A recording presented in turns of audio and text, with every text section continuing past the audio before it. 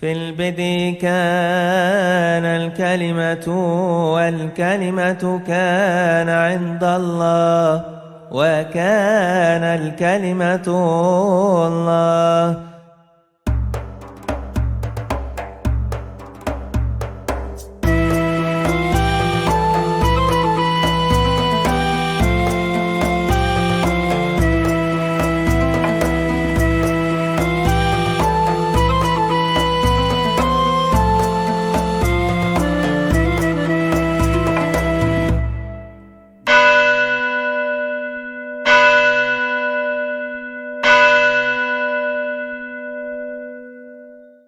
Shalom, selamat sore, Mbak. Shalom, selamat sore. Para netizen dimanapun Anda berada. Pada hari ini kembali saya melakukan podcast dengan Baba Nur untuk membahas isu yang sedang berkembang dan terus mewarnai media-media massa baik di dalam maupun di luar negeri, Mbak. Yeah. Ya. Semua tidak luput memberitakan perkembangan konflik antara Israel dan Hamas. Nah, Mbak, ini adalah hari ke-8 sejak serangan Hamas dan Israel membalas untuk memburu milisi Hamas di Gaza. Perkembangan terakhir ini kita melihat dan mungkin Bapak bisa memberikan penjelasan apa pengaruhnya terhadap program ziarah kita ke Eretz Israel. Iya. Jadi tidak pengaruhnya pada konstelasi politik. Iya, karena memang kita sebetulnya punya program ke sana kan, Pak. Jadi program kita harus tertunda untuk beberapa waktu. Jadi artinya gini ya, sudah terlalu banyak pengamat politik yang mengamati perkembangan konflik antara Israel dengan Hamas ini. Tapi kalaupun saya berkomentar, saya tidak berkomentar dari sudut pandang politik atau geopolitik terakhir, enggak. Saya coba untuk mengisi yang belum banyak dibahas, yaitu aspek sejarah misalnya, atau sekalipun konflik ini bukan konflik agama, tetapi ada faktor-faktor yang menjadi pemicu dan pemacu tindakan orang yang diatasnamakan agama. Maka di situ saya biasa membedah dari sudut pandang aspek-aspek teologis di belakang semua anggapan atau klaim atau apa saja yang berkaitan dengan konflik ini. Itu yang pertama. Yang kedua, sebetulnya 3 bulan terakhir menjelang tutup tahun ya, artinya Oktober, November, Desember. Itu mestinya itu jadwal ziarah ke Holy Land. Betul. Dan paling dekat sebetulnya tanggal 24 bulan ini. Tapi karena situasi politik yang tidak memungkinkan, ya kita nunggu perkembangan. Maka mungkin itu akan di reschedule. Nah, tapi jadwal semula untuk saya tinggal di Timur Tengah, akhirnya ya kita putuskan saya tinggal untuk sementara di Australia karena supaya memudahkan semuanya itu. Tapi perkembangan terakhir dari 8 hari setelah Hamas menyerang Israel itu dengan roket-roketnya, itu sebetulnya yang saya amati ya, baik dari teman-teman langsung yang tinggal di Israel, sebetulnya 2 hari lalu atau sehari lalu ya, itu sebetulnya IDF dari militernya Israel itu sudah menguasai keadaan. 250 sandera itu sudah dibebaskan dengan selamat. Karena orang-orang sipil yang tidak ikut bersalah, tidak ikut berdosa ya, mereka sedang merayakan pesta musik gitu. Konser. Kemudian 60 milisi Hamas itu kabarnya tewas dan 26 itu ditangkap oleh Israel. Dan sekarang ini posisinya supaya masyarakat sipil itu disuruh keluar dari daerah konflik ini karena Israel mau menyelesaikan urusannya dengan milisi garis keras Palestina ini, yaitu Hamas. Jadi sekali lagi harus saya tekankan bahwa Hamas itu tidak mewakili Palestina karena Palestina kan terpecah menjadi 2 faksi besar ya. Bagian tepi barat West Bank itu dikuasai oleh sayap nasionalis dulu Yasser Arafat yang kemudian dilanjutkan oleh Mahmud Abbas, sedangkan Gaza itu yang dulu direbut Israel dari Mesir, kemudian untuk perdamaian diserahkan ke Palestina. Tetapi sialnya sekarang ini justru menjadi markas perlawanan dari kelompok garis keras ini. Dan itu yang harus dilihat oleh orang Indonesia, saya kira itu ya. Tapi lebih jauh saya tidak mau melanjutkan untuk bicara soal politik, saya kira itu. Ya, tapi berarti peziarahan itu tetap akan ada, hanya kita reschedule. Iya, kita ya, reschedule sampai situasi benar-benar aman. Saya kira itu. Ya. Oke. Beberapa waktu sebelum konflik Israel-Hamas, saya pernah menonton sebuah tayangan, Mbah, yang menyampaikan bahwa Yahudi itu lebih dekat dengan Islam ketimbang dengan Kristen, khususnya soal monoteisme, sehingga diizinkan Yahudi itu beribadah di masjid ketimbang di gereja. Menurut Bapak gimana nih? Ya, ini pertanyaan-pertanyaan yang saya suka ini. Jadi itu kan logika polemik ya. Logika polemik itu dibangun di atas sepenggal-sepenggal kisah atau fragmen sejarah dari masa tertentu yang kemudian dimutlakkan untuk melihat keseluruhannya. Jadi yang dikutip itu sebetulnya itu adalah tulisan dari Rabi Moses ben Maimun. Namanya itu disingkat Rambam. Beliau itu hidup pada abad 12 lah ya. Jadi dia ini seorang rabi yang besar dari Sephardim. Makanya dari Moses ke Moses tidak ada yang sebesar dia. Maksudnya dari Musa Alef Hashalum, dari Nabi Musa sampai kepada Moses ben Maimun itu memang dia yang terbesar. Lah, dia itu hidup dalam konteks apa dulu? Pertama dia hidup sebenarnya dalam konteks Islam. Ketika itu orang-orang Yahudi diakui secara jujur banyak mengalami tekanan dari Barat yang notabene Kristen. Lalu dia merasa lebih nyaman tinggal di negara Islam. Terakhir kan dia di Mesir ya, di bawah waktu itu pemerintahan dari Salahuddin Al-Ayyubi. Nah, dalam konteks seperti itulah kita bisa melihat sejarahnya. Tapi sebetulnya untuk kita menyimpulkan apakah misalnya Yahudi lebih dekat dengan Islam, itu ya harus dipahami secara utuh kan. Yang pertama-tama isu tauhid atau isu monoteisme itu betul ya, artinya bahwa orang Yahudi khususnya Rabi Rambam ini memandang bahwa Islam ini teologinya lebih sederhana ketimbang dengan teologi Kristen dengan Tritunggal Maha Kudus yang itu kan istilahnya perbincangan metafisika yang tidak mudah. Nah, itu satu. Yang kedua, kita harus melihat secara utuh bagaimana Rabi Rambam sendiri melihat Islam dan bagaimana dia melihat kekristenan. Saya misalnya membaca teks ini ya. Kalau Rambam itu hidup terakhir ya, meninggal tahun 1204. Di dalam bukunya yang berjudul Hilkot Abu Dazarah 9, kira-kira baris keempat, dia mengatakan bahwa orang-orang Nosrim, maksudnya kekristenan, bersama dengan semua ritus-ritusnya, termasuk perayaan hari Minggu, itu adalah Abu Dazarah, penyembahan berhala. Nah, tapi rabi-rabi yang lain ya, misalnya pendapat yang dikaitkan dengan Rabi Nisim. Rabi Nisim itu hidup pada abad ke-13 ya, awal abad 14. Nisim Girundi, sekalipun mungkin tidak Rabi Isim, tapi artinya ada pendapat Yahudi yang berkembang. Islam juga tidak lepas daripada apa yang dikenal Abu Dazarah, khususnya hukum yang dibawa oleh Nabi Muhammad yang itu dianggap sebagai seolah-olah putusan langsung dari Tuhan sendiri, dan itu juga dianggap Abu Dazarah. Sekalipun tentu Islam menolak ini, begitu pula Kristen juga menolak kalau dianggap Abu Dazarah tanpa melihat teologinya secara utuh. Saya kira itu, sehingga teks-teks lain yang berkaitan juga harus dibaca. Misalnya pertama Rabi Rambam itu melihat kekristenan itu dari praktek-praktek fisik. Jadi misalnya kehadiran ikon di gereja-gereja ortodok, lalu kehadiran patung di gereja Katolik. Tapi sebenarnya kan harus ditekankan yang pertama teologinya.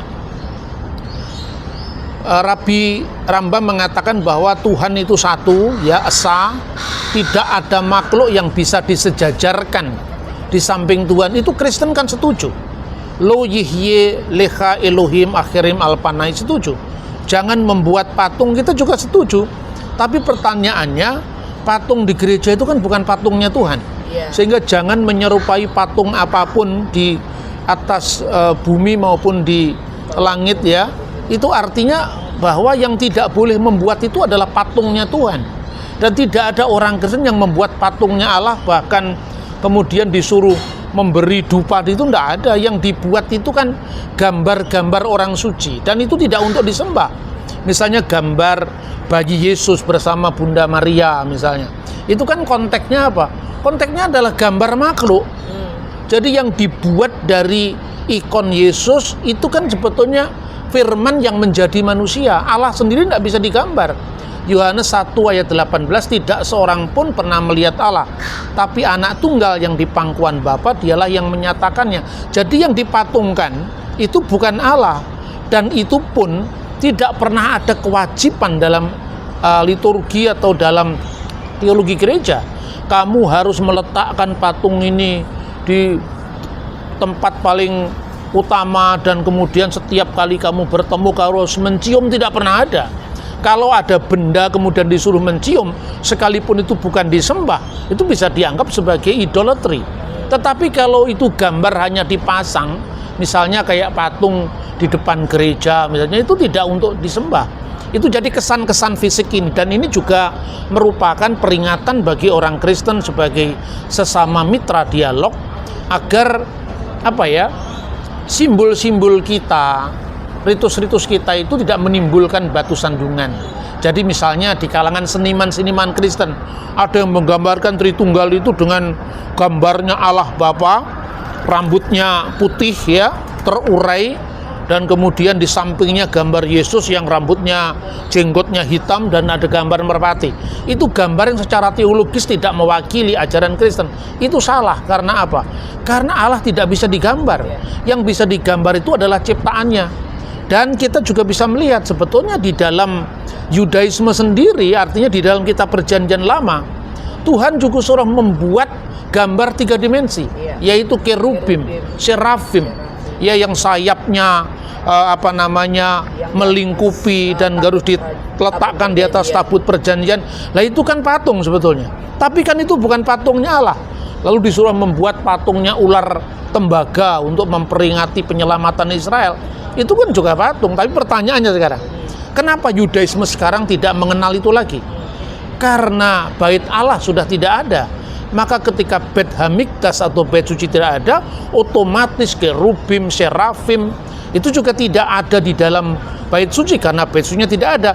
Tinggal ada di nyanyian-nyanyian liturgis Yahudi maupun nyanyian liturgis Kristen. Misalnya kalau di gereja Ortodok, ya man hiya akrum minas serubim warfa amas dan bigoiri kias minas serafim, ya man hiya bigoiri fasadi waladat kalimatallah hakon anaki walidatulillahi yaki nu'adim. Terus kemudian dikaitkan dengan kelahiran Kristus yang tanpa cacat celah dari Bunda Perawan Maria.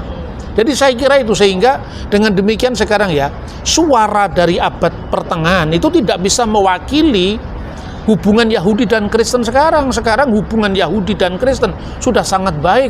Misalnya terakhir ini ya, tahun 2015 itu ada pernyataan atau deklarasi sikap dari rabi-rabi Yahudi di Kanada, Amerika, Israel, Eropa, yang menandatangani sebuah deklarasi bahwa orang-orang Kristen lebih dekat dengan Yudaisme karena berakar pada tanah atau Taurat yang sama dan berakar pada monoteisme Abraham yang sama, sehingga ditegaskan dalam deklarasi sekarang ini. Sejak tahun 2017 saya ikuti terakhir ya, sekitar rabi-rabi Yahudi menandatangani bahwa kekristenan tidak menyembah berhala. Dan ini harus diketahui perkembangan terakhir, apalagi setelah Konsili Vatikan II.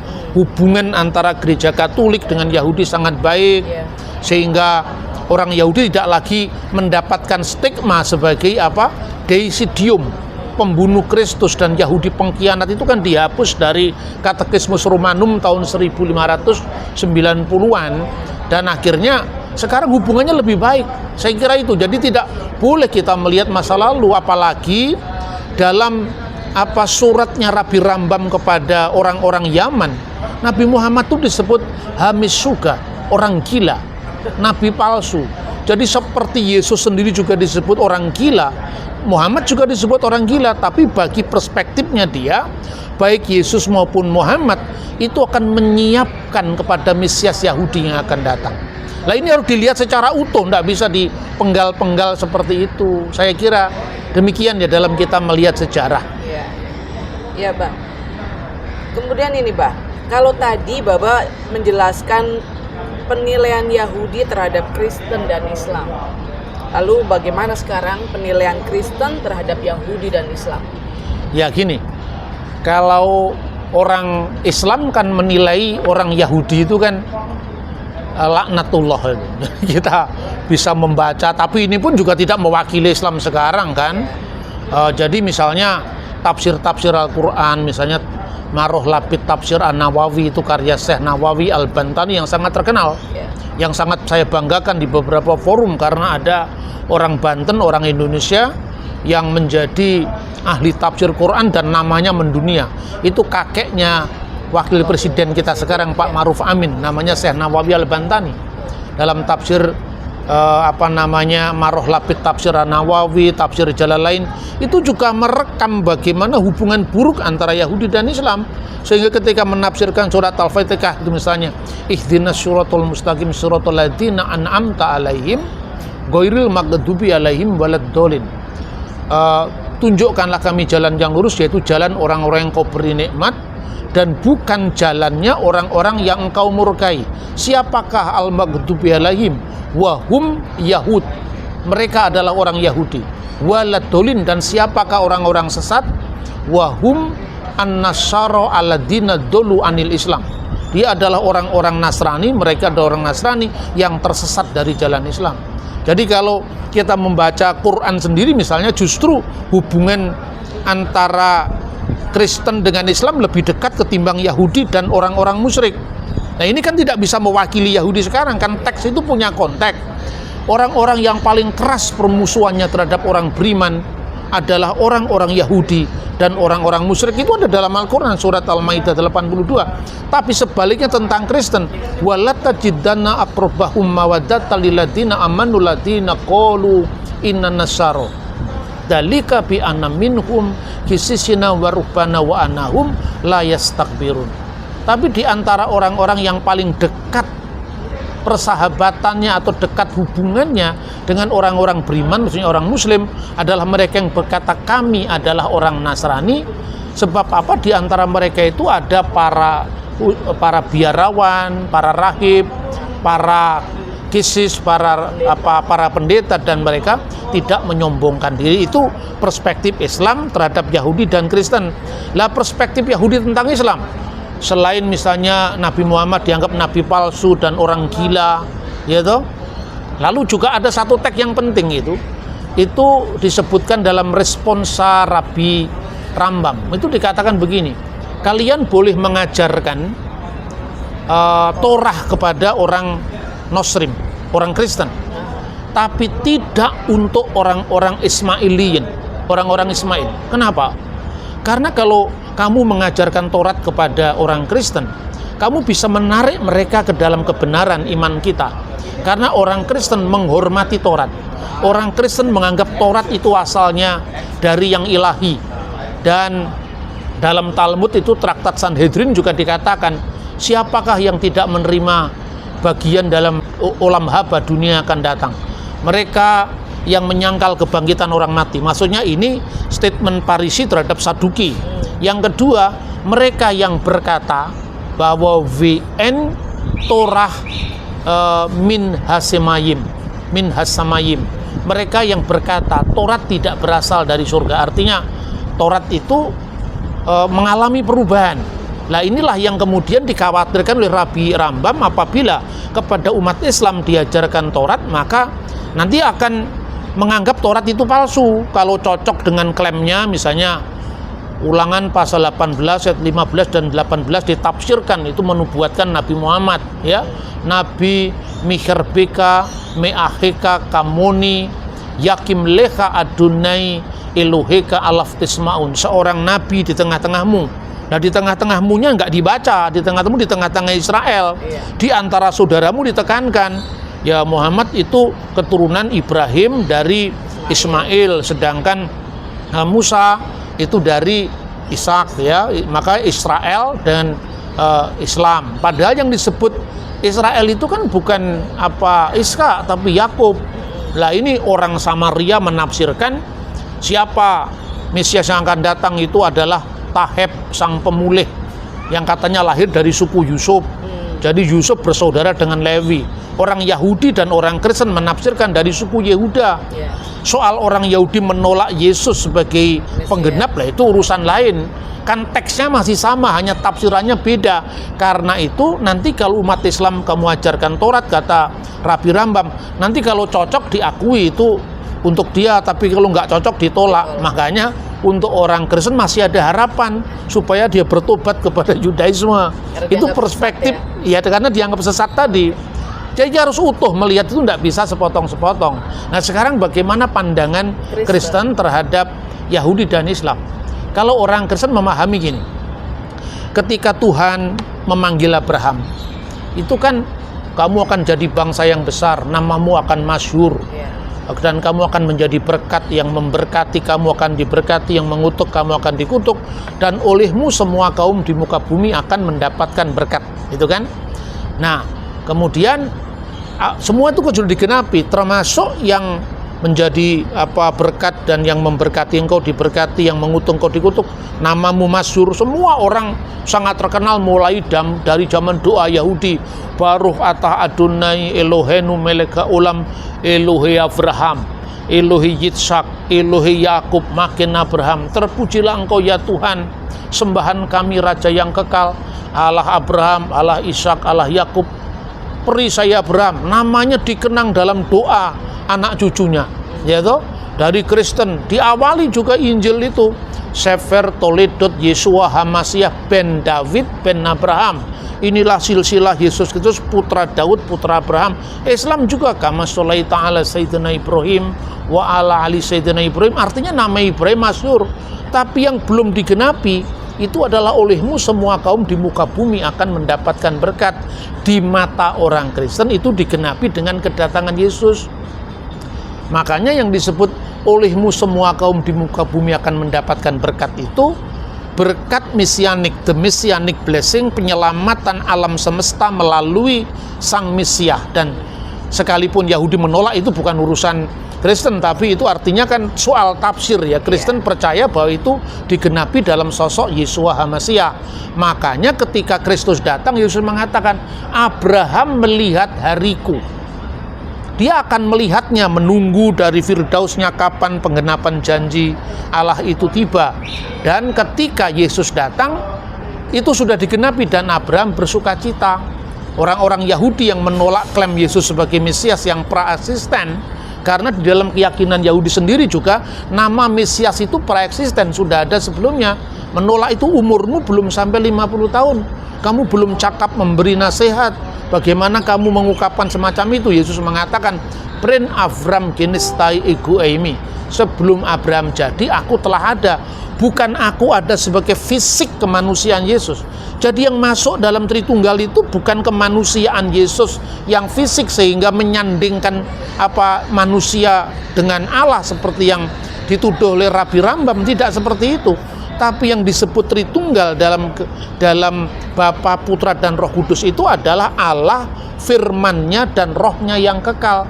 Makanya kita berdoa Bismil Abwalibni Warahil Kudus Al-Ilahin Wahid Amin. Al-Ilahi Wahid Amin. Jadi demi nama Bapa, Putra dan Roh Kudus itu adalah Allah yang esa itu sendiri. Nah, makanya 3 monoteisme kalau dalam Kristen. Pertama, monoteisme setan. Monoteisme setan itu monoteisme bilangan. Monoteisme bilangan itu sekedar orang bisa menghitung, oh Tuhan itu satu, Tuhan itu satu, tapi membunuh. Karena apa? Karena dia hanya bisa menghitung. Padahal Tuhan itu kan metafisik, bukan hitungan 1, 2, 3, ya kan? Maka dalam Alkitab di Yakobus pasal 2:19, kamu percaya Allah itu satu, itu baik.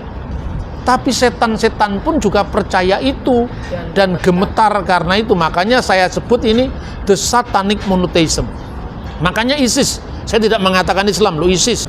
Itu kan tertulis la ilaha illallah, tidak ada ilah selain Allah, tapi membunuh. Lah ini berarti apa? Monoteisme yang hanya mengikrarkan keesaan tapi tanpa melakukan dalam kehidupan nyata. Maka monoteisme ditingkatkan, yaitu Abrahamic monotheism, monoteisme etnis Ibrahim. Dan itu yang ditekankan oleh para rabi dengan melakukan kehendak Bapa Surgawi, yang menegaskan bahwa Kristen dan Yahudi punya hubungan kedekatan. Itu dibangun atas dasar monoteisme etnis Ibrahim. Karena apa? Ibrahim disuruh berangkat ke suatu tempat yang dia belum tahu, meninggalkan kenyamanan hidupnya di Ur Kasdim itu tidak mudah kalau bukan karena tindakan iman.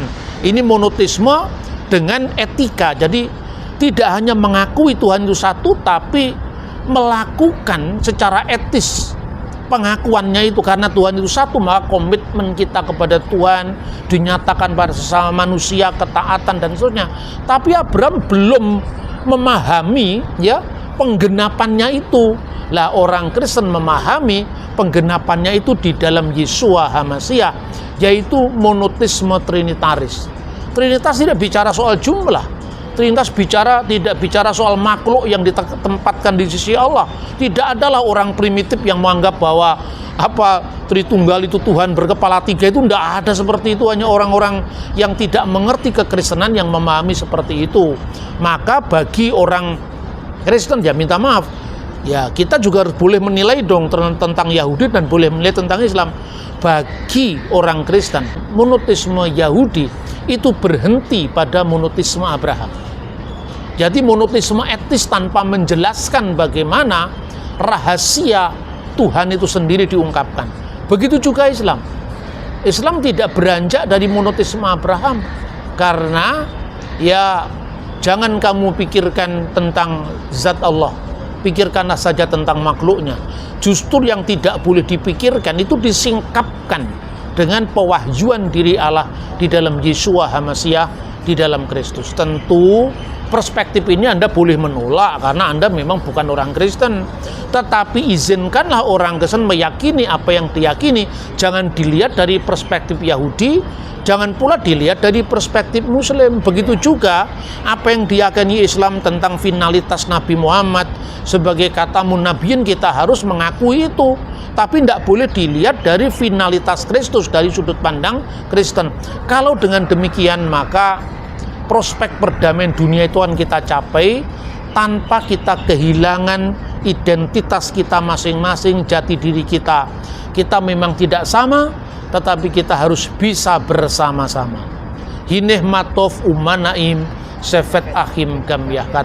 Alangkah baiknya, alangkah indahnya apabila semua saudara duduk rukun bersama. Tuhan memberkati kita. Shalom. Shalom. Terima kasih, Mbah, untuk pemaparannya, dan ini membuat kita semakin jelas. Semoga para netizen juga bisa mendapatkan pencerahan dari perbincangan kita pada sore hari ini. Terima kasih, sampai jumpa. Shalom aleichem, besem hamashiach. Waalaikumsalam.